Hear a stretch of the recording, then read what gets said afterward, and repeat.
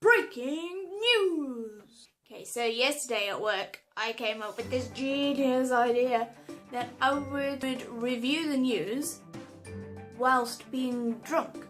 Because I was going out that evening for a colleague's leaving do. So I thought, a couple of glasses of wine, not drunk, just tipsy. And then I'd come home and I'd watch the news and then I'd review it. Because I don't watch enough news, I really should, but I don't, and I feel guilty for that. But the thing is, because I don't necessarily always understand it.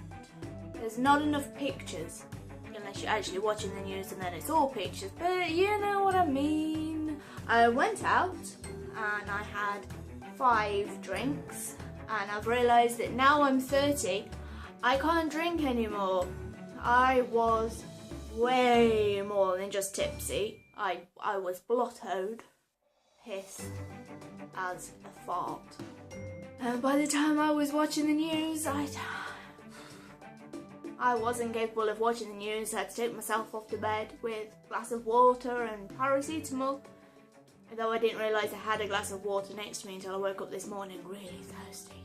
So I still wanted to do a review of the news. So I thought what I was going to do was I'd go to the Daily Mail's website first, which I'm not okay about. I don't like the Daily Mail unless I want to read up on celebrities.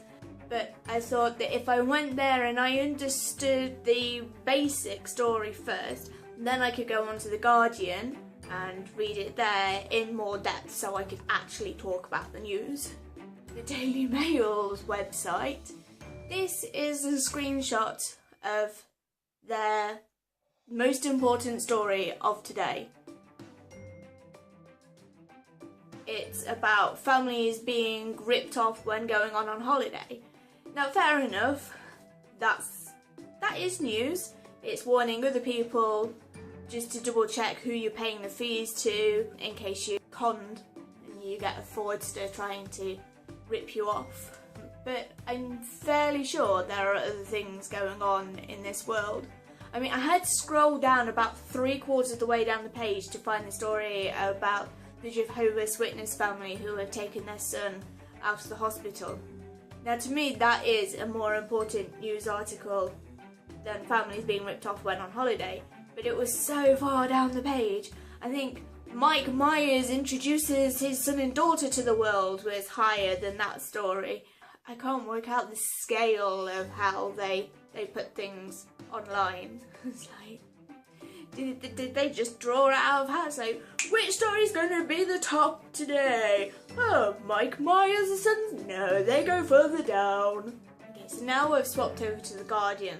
And The Guardian are leading with Cameron promises new powers to tackle the ISIS threat. That is important. It should be way further up than holidays being ripped off.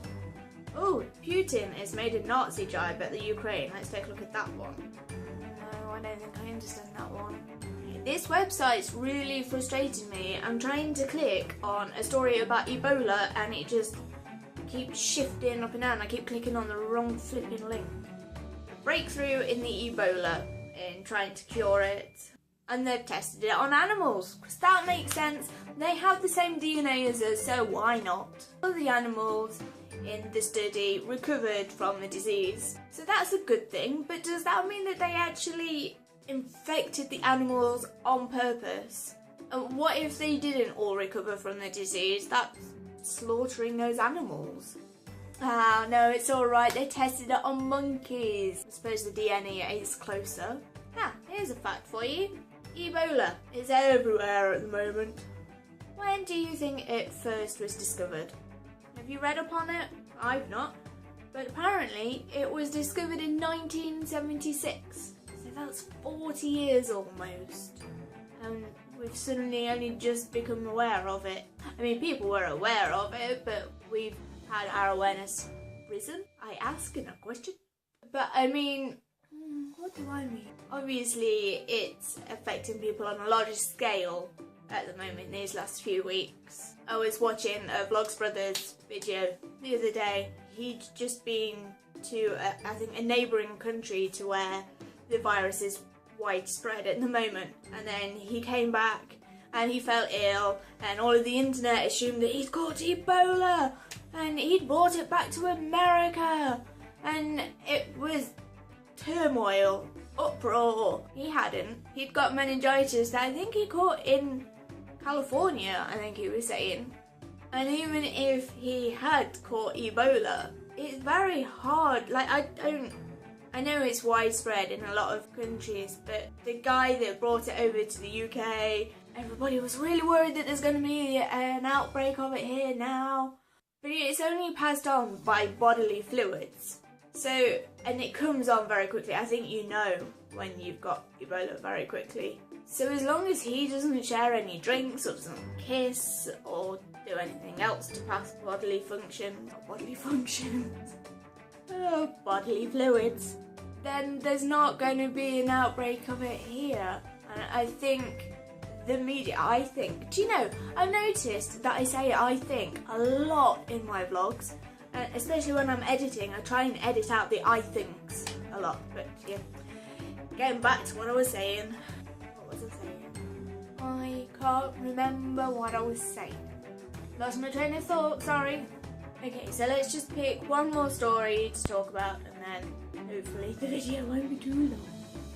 One of the big stories today that I've come across on both the Daily Mail and the Guardian is the story that there's been new chapters found of Charlie and the Chocolate Factory, which I just think is wonderful for an author to have passed away so long ago.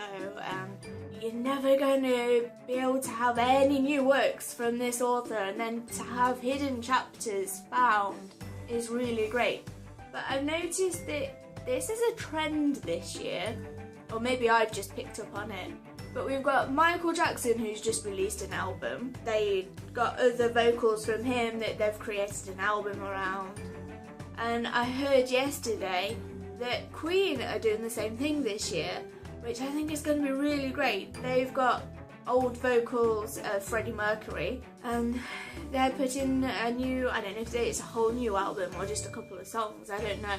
To be able to hear new stuff from Freddie Mercury or from Michael Jackson, it's not mind-blowing, but it's certainly exciting the way that we can do that. You know, these people have been gone many years, and to be able to, it's almost as though they're still with us. I think it's an exciting time. New technologies. I know that new technology wasn't involved with the found chapters of Roald Dahl, but you know. Do you know what I'm saying? I went swimming with my buddy John Cena yesterday. He wrapped his arms around me to dry me off, and he just wants to say that you really should subscribe to me, like my channel, thumbs up this video, find me on Twitter, you know, all the usual YouTube bump. Bye guys!